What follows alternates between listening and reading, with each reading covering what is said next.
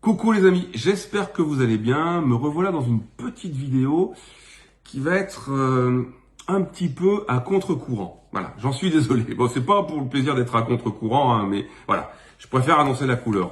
Alors déjà en introduction, je vais vous parler des médias mainstream qui, vous le savez, je vais rien vous apprendre dans ce que je vais vous dire, qui lorsqu'ils traitent abondamment un sujet, lorsqu'ils en font la promotion, voire la propagande, c'est que ce sujet les arrange. C'est que, enfin tout du moins, c'est qu'il arrange ceux pour qui ils bossent. Vous êtes d'accord? Autrement, si un sujet les dérange, ils ne le traiteront pas. Ils vont l'occulter totalement. J'en ai pour triste preuve le décès de notre cher professeur Luc Montagnier, qui à l'heure où je vous parle, n'est toujours pas traité dans les médias mainstream, ou si peu. Il a par contre été traité par le média France Soir et aujourd'hui, entre midi et deux, sur Sud Radio par André Berkoff qui lui a rendu un hommage.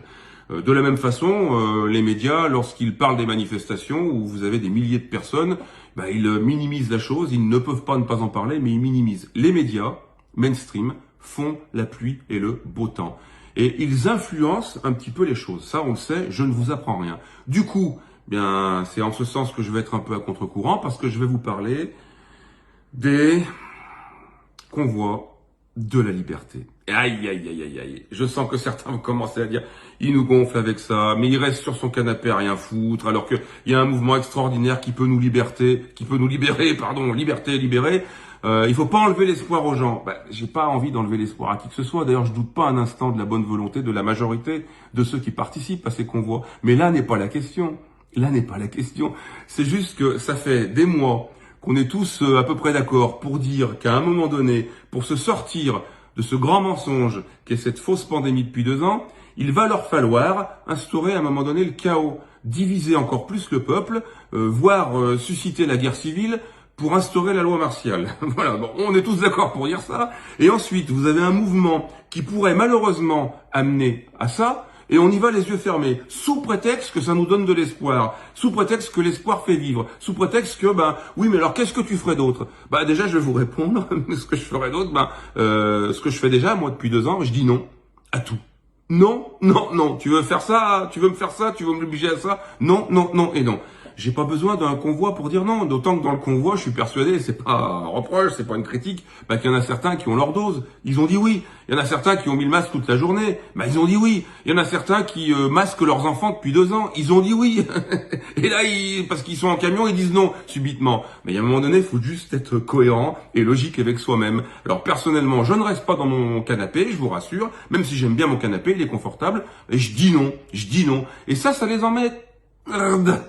Oui, on peut le dire, j'allais dire ça les embête, mais on peut dire ça les emmerde en fait, puisque Macron l'a dit. Ça les emmerde qu'on dise non. Par contre, que des milliers de personnes se dirigent sur Paris, mais ça les arrange. Ça leur permettra d'une part éventuellement de continuer à brouiller les pistes, et puis si le chaos s'installe, mais ils ont gagné les amis. Parce que derrière, ils pourront faire ce qu'ils veulent. N'oubliez pas qu'on a bientôt des élections qui arrivent.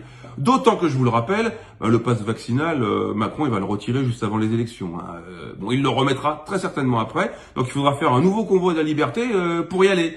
Moi, ça me paraît pas logique et c'est beaucoup d'énergie dépensée, même si effectivement cette union peut paraître extraordinaire, formidable, se retrouver entre nous, cet élan populaire peut apporter du baume au cœur, comme certains m'ont dit. Mais bon, moi ça suffit pas le baume au cœur. J'ai pas envie que le baume au cœur se transforme en boum dans la gueule. Je sais pas si vous voyez ce que je veux dire. Donc voilà, c'est à contre-courant parce que j'attire votre attention sur ce piège qui est tendu. J'en ai l'intime conviction. Et les médias, pour nous, c'est un petit peu, l'alerte. Si les médias mainstream en parlent autant, c'est que ça les arrange. Autrement, ils minimiseraient la chose et ils le cacheraient. Vous savez comment on est, nous les êtres humains. J'imagine quelqu'un qui était dans la balance, qui se disait bon, est-ce que j'y vais, est-ce que je participe à ce qu'on voit ou pas, puis il voit que personne, que dans les médias on n'en parle pas, qu'apparemment ça risque d'être un flop, que ça va pas marcher, que ça sera encore une tentative de plus avortée. Le gars il va pas y aller. Mais si tous les médias en parlent, ils vont même jusqu'à donner des itinéraires. Je sais pas si vous avez vu, les médias mainstream donnent les itinéraires, les heures de rendez-vous pour se rendre sur Paris. Vous voyez que, franchement, ils participent au truc, ils sont avec nous. Les personnes qui sont dans la balance vont se dire, j'y vais. Il faut absolument grossir les rangs. Parce qu'on ne crée pas le chaos avec 3 plaies et un tondu, les amis. On crée le chaos avec une foule réunie autour de Paris. Et je conclurai en disant qu'aujourd'hui, le préfet de Paris a annoncé qu'il interdisait ce rassemblement. Donc du coup, ça risque de chauffer, quand bien même les intentions seraient pacifique. J'en doute pas d'ailleurs, les intentions sont pacifiques. Mais en haut, ils voudraient profiter de cette occasion pour foutre le bordel. Et s'ils arrivent à foutre le bordel, ils ont gagné les amis. Ils ont gagné. Donc je me sens obligé de vous faire part un petit peu de ma vision des choses par rapport à tout ça, sans aucune prétention bien évidemment. J'espère en tout cas, soyez prudents pour ceux qui y sont. Je vous dis bravo aussi parce que c'est bien d'agir, mais je vous dis là vous vous faites avoir.